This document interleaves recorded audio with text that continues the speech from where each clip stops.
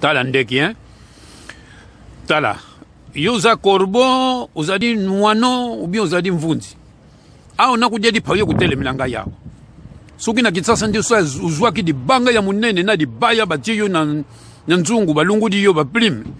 Oyo ndengi tubandaki kuluba lungula ye bapwali na ye. Kadinga ye na mafuta mbila idila chololo pidi pidi na mungwe koti bien. Bisu tuzalaki wana udingu udie loko fubwaka na mabele pona bakoko. Banda na ye na putu soki na dingi na bwaka loko na mabele naza komona bakoko te. Siko na lubaki tika na mekananu. Tala nazwidi poyo na meka kubwaka soki na komona bakoko wana.